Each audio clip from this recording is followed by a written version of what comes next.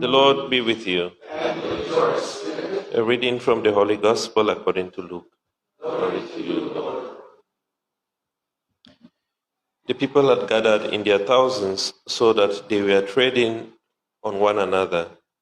And Jesus began to speak, first of all to his disciples. Be on your guard against the yeast of the Pharisees, that is their hypocrisy. Everything that is now covered will be uncovered, and everything now hidden will be made clear.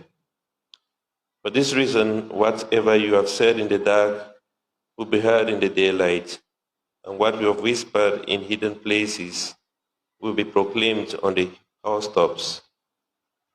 To you, my friends, I say, do not be afraid of those who kill the body, and after that can do no more. I will tell you whom to fear. Fear him who, after he has killed, has the power to cast into hell. Yes, I tell you, fear him. Can you not buy 5 sparrows for 2 pennies, and yet not one is forgotten in God's sight? Why, every hair on your head has been counted. There is no need to be afraid. You are worth more than hundreds of sparrows. The Gospel of the Lord. Praise to the Lord Jesus Christ.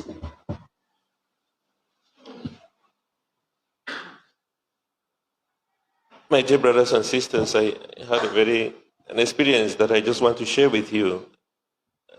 It's something simple, but it really touched me, and it made me to reflect a lot about this. If you look at this phone, it looks very, very new and very fancy. But just last week, I went to press it on, and it wouldn't come on. And I took it to all the repairers you can ever think of. Actually, I visited the 3rd repairer yesterday, and they said, whatever thing connects the power, the battery to the power system, it cannot work. It is not working. So, as you see, this is as useless as anything. And it just took just one day. I came to press it, and it couldn't come on. And I've not been thinking really much about this phone as much as I've been thinking about my own life. That there were things in this phone that I saved, and I was hoping that sometime I'm going to remove, and I just kept postponing that. I will take out, until this phone died, and I can't take anything out. And it just made me to just think about my life, that times that we are hoping that I'm going to do this and I'm going to do that. And at some point you press the button of your life and it can't just come on. You are gone. There's no time to take out things. There's no time to do something you would have wanted to do with your life. And so when I look at this phone, I think about my life. It looks very fanciful from outside, but this is just a body now that is like in a coffin. It's dead. It's finished. It's over. Terminated. So, and then I realized also, when somebody wants to make a journey, you want to start a journey, and you don't know where you are going to. And maybe you have Google Map, or you think when you arrive somewhere you are going to call somebody.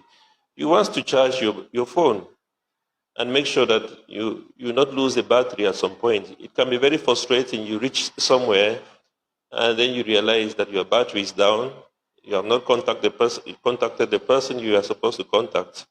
You can't go online to be able to trace where you are, and you are just lost. And even if there was somebody to borrow you the phone, you can't get the contacts because your phone is off, the battery is down. And so it's so important that people charge their phones before they travel. It's so important that if your battery is saying 15%, you should not play games on it, or you should not go on YouTube because it will run down very fast. And like I say, this is really our life. There are times we so much invest on what we have to do, and we don't take care of the battery that is inside. Our life is in God's hands. God has the body, God has the soul in charge. He is in charge of all of that. And at times we really invest on what is happening in life and we forget about the battery of the phone. We so much play the games, we so much go online, we so much do other things, and then we realize, oh, the battery is dead, it's dead. And it is maybe something to think about, that how much of our battery are we taking care of? How much of the power supply are we making sure that even if we get stuck somewhere, we are able still to ring people, we are able to call people because our battery is still not dead. And it's an invitation for us to maybe to invest a lot on the battery of the phone, to invest on charging the phone rather than just playing and without checking if your battery is down or not. And this is the same thing that Jesus talks about in the gospel of today, that we must be afraid of him who can kill both body and cast the soul into hell. We must be afraid of him who can terminate at a go. Just say, off, it's finished. Cast the power off.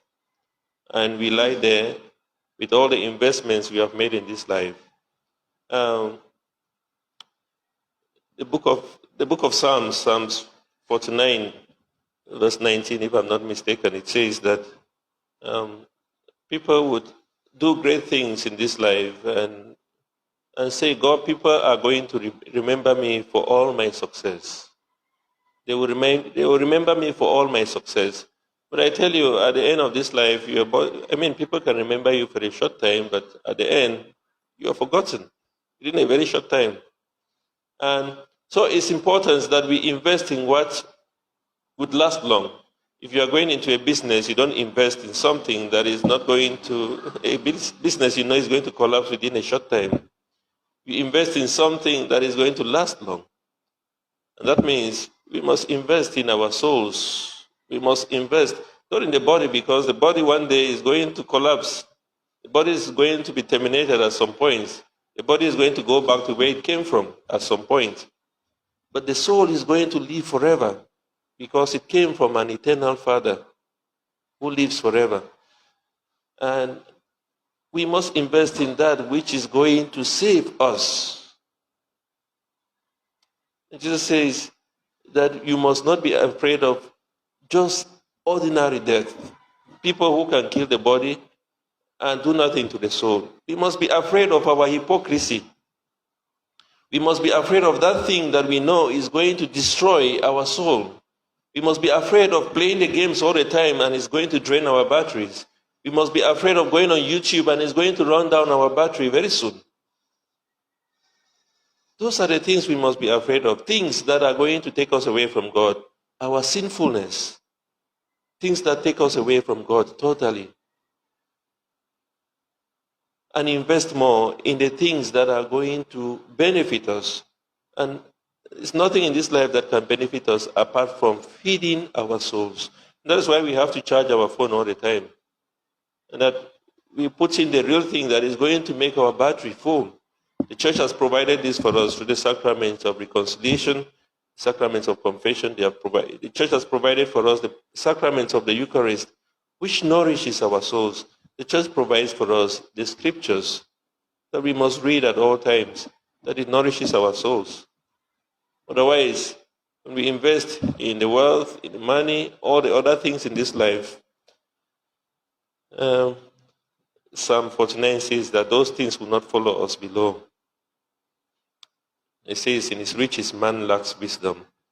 So my dear brothers and sisters, Jesus says in the scriptures today that we must be afraid of him who is in charge of us. We must be afraid of him who can kill both body and soul. And it is only when we take as important this wisdom, then we will learn to choose and do the right things in life, things that will benefit our souls, things that will be fruits for our souls, things that are going to make us receive this life that has no end.